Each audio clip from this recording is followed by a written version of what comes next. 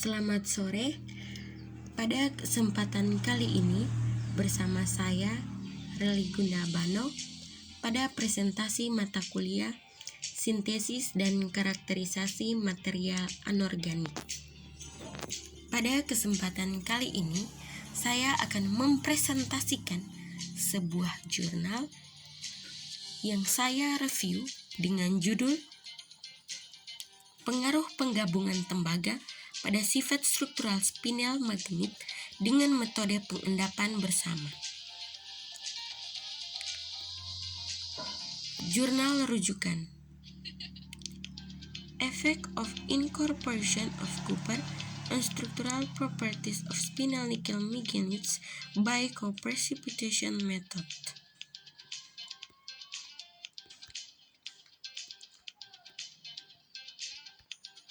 Bahan nanokristalin telah menarik minat luas karena karakter bahan nanokristalin yang beragam dan aplikasi potensial yang sangat besar di pembuatan perangkat nano.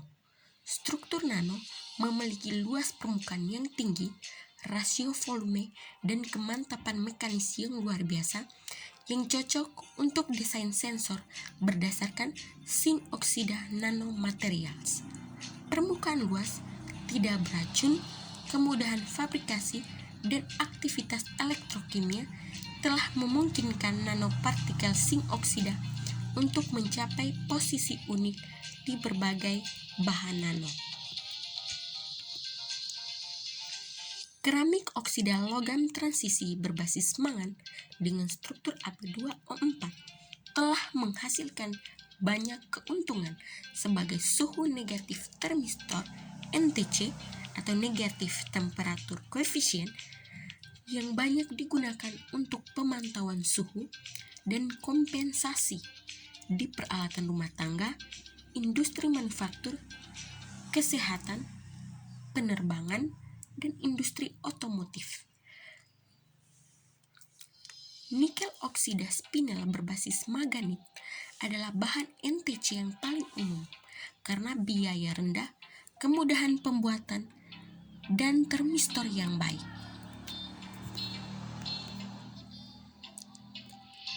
Termistor koefisien suhu negatif atau NTC, negatif temperatur koefisien, dianggap erat sebagai salah satu bahan keramik berkinerja tinggi dan telah digunakan untuk pembuatan sensor suhu.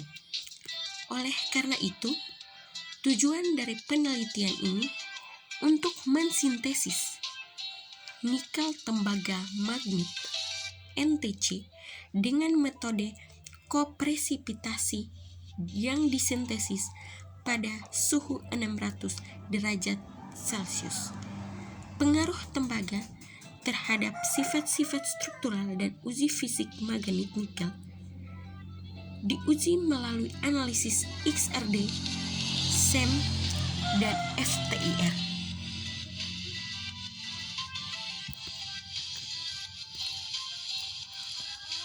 Percobaan. Bahan awal untuk mensintesis nikel tembaga berukuran nano yaitu nikel klorida, mangan klorida, dan tembaga klorida. Reaksi ditimbang dan dilarutkan dalam air suling. Kemudian, campuran diaduk selama 1 jam menggunakan magnet pengaduk untuk mendapatkan larutan cair pada suhu kamar 300 Kelvin.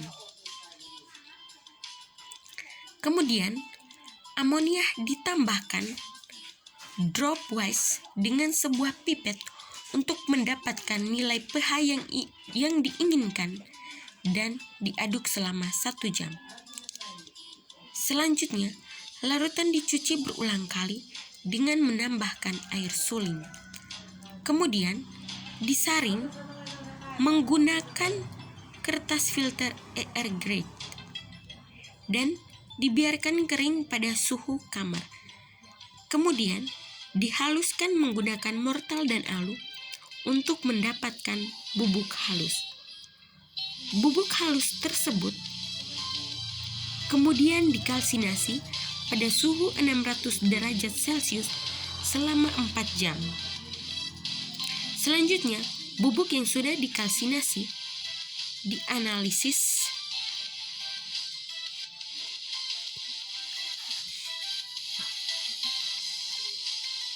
hasil dan pembahasan.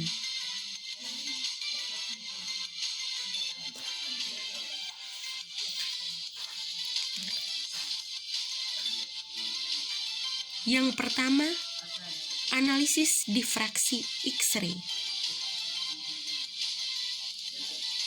Gambar 2 menunjukkan pola XRD sampel nikel tembaga magnet.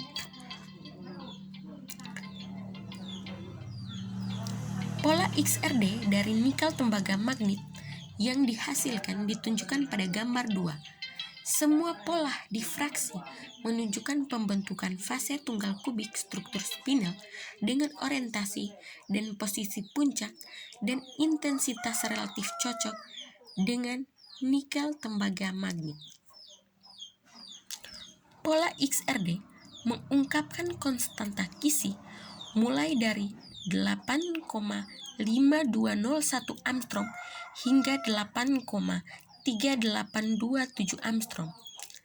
Puncak XRD yang tajam dan sangat intens memanifestasikan ukuran butir lebih besar dari 3 mikrometer. Luas partikel ukuran butir memiliki ketahanan batas butir yang lebih rendah, menyebabkan peningkatan konduktivitas listrik material.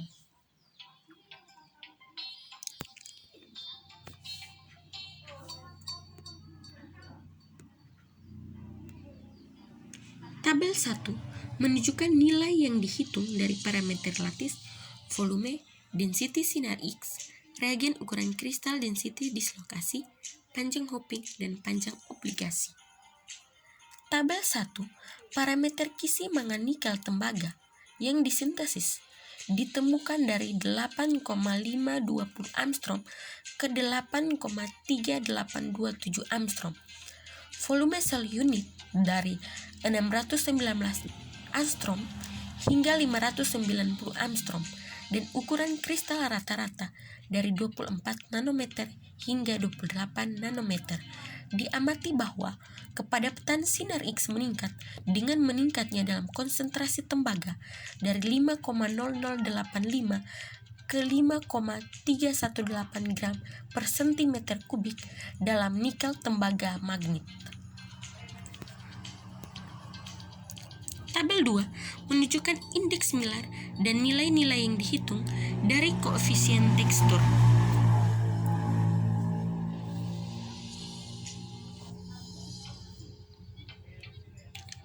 Tabel 2 ini menunjukkan intensitas refleksi dari setiap pola XRD yang berisi informasi yang berkaitan dengan pertumbuhan preferensi fase dalam poli bahan kristal dan tingkat orientasi dalam bidang kristal. Yang kedua adalah metode plot size strain. Strain Kisi dan ukuran kristal rata-rata dihitung menggunakan rumus D sama dengan 0,9 alfa per beta cos theta. Hasil perhitungan ditunjukkan pada tabel 3. Tabel 3 menunjukkan nilai komparatif ukuran kristal strain mikro dan kepekatan dislokasi. Yang ketiga adalah interatomic distance dan interionic distance. Jarak interior antara kation dan anion menunjukkan nilai-nilai yang ditabelkan pada tabel 4. Tabel 4 menunjukkan bahwa dengan peningkatan doping tembaga dan jarak interionik antara kation dan anion menurun karena penurunan konstanta Kisi jari-jari ionik lebih kecil dari CO2+, yaitu 0,70 Armstrong dibandingkan dengan nikel 2+, 0,78 Armstrong, yang menyebabkan penurunan volume sel meningkat.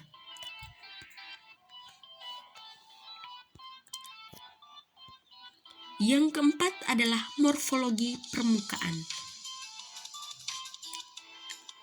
Morfologi permukaan ditunjukkan pada gambar 5. Gambar SEM menunjukkan poligon dan piring biasa seperti butiran terstruktur menggumpal dengan ukuran butir mulai dari 2 mikrometer hingga 5 mikrometer. Pergantian tembaga membawa tekstur biji-bijian ke polihedral dan piring yang lebih rendah homogenitas, struktur miko, dan variasi ukuran butir yang diamati secara bertahap meningkat dengan peningkatan tembaga. Yang kelima adalah analisis FTIR. Gambar 6 menunjukkan hasil spektrum pada analisis FTIR dan tabel 6 menunjukkan posisi pita transmisi yang ditetapkan. Hasil yang diperoleh dari spektra mengungkapkan spinel kubik yang menunjukkan 2 pita serapan yang signifikan.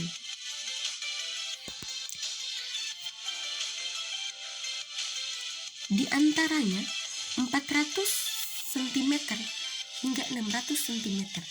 Pita frekuensi yang lebih tinggi antara 580 sampai 596 cm dan pita frekuensi yang lebih rendah yaitu 407 sampai 415 cm.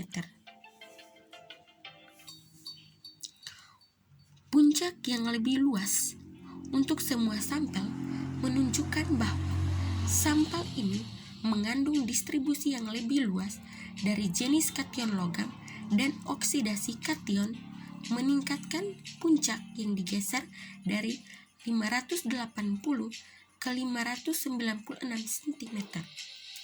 Menunjukkan karena kulambu tembaga lebih kecil dari nikel. Karena konstanta gaya tembaga oksida lebih kecil dari nikel oksida. Puncak tersebut sekitar 407 cm bergeser ke 415 cm karena peningkatan kandungan tembaga menunjukkan penurunan berfrekuensi sejak ion Cu didistribusi untuk nikel.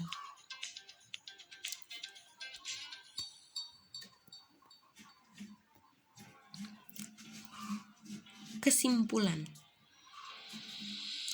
Yang pertama, difraksi sinar X hasil untuk sampel nikel tembaga magnet keramik menunjukkan Meisen struktur spinel kubik fase tunggal memiliki konfigurasi kisistan dari 8,5201 Armstrong ke 8,3827 Armstrong. Yang kedua,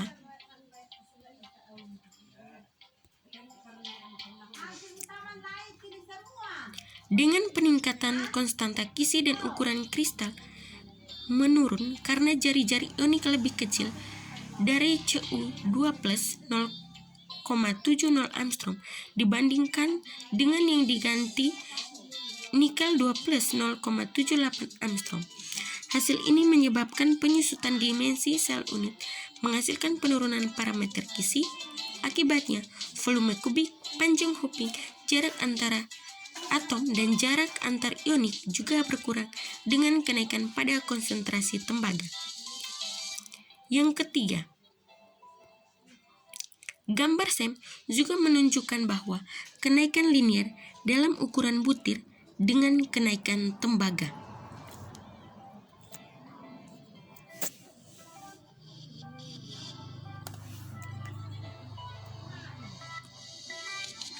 Sekian presentasi dari saya. Jangan lupa like, comment, and subscribe. Sampai bertemu di presentasi-presentasi selanjutnya.